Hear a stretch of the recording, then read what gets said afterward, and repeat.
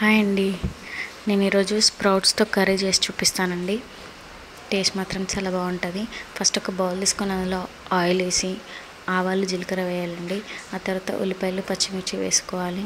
నేను ఇక్కడ ఒక 2 వంకాయలు తీసుకున్నాను. ఆ తర్వాత ఒక ఆలు, ఇవన్నీ వేసి మంచిగా ఫ్రై చేయాలండి.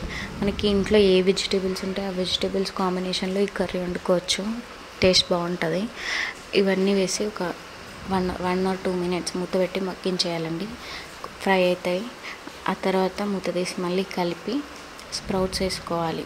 నేను స్ప్రౌట్స్ ఇంట్లో కూడా తయారు చేసుకోవచ్చు. కరివేపాకు వేసుకున్నానండి. ఇక్కడ స్ప్రౌట్స్ ఇంట్లో కూడా తయారు చేసుకోవచ్చు, కానీ నేను మన మార్కెట్కి వెళ్ళినప్పుడు తీసుకొచ్చాను.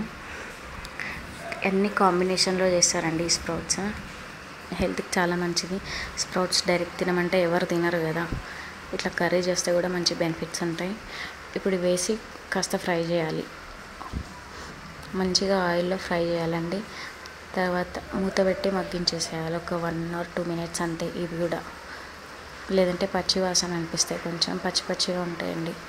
ఉడకవు సరిగ్గా, ఉడికినా కూడా ఆ టేస్ట్ వేరే వస్తుంది. ఇప్పుడు కొంచెం పసుపు, అల్లం వెల్లుల్లిపాయ వేసుకోవాలండి. నేను అల్లం వెల్లుల్లిపాయ దంచానండి ఫ్రెష్గా.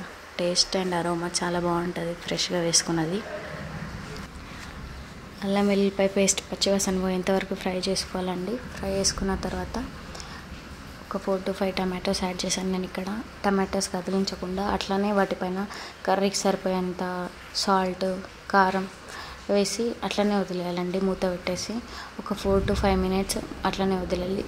మీడియం మంట మీద మంచిగా ఉడికిపోతాయి టమాటోస్.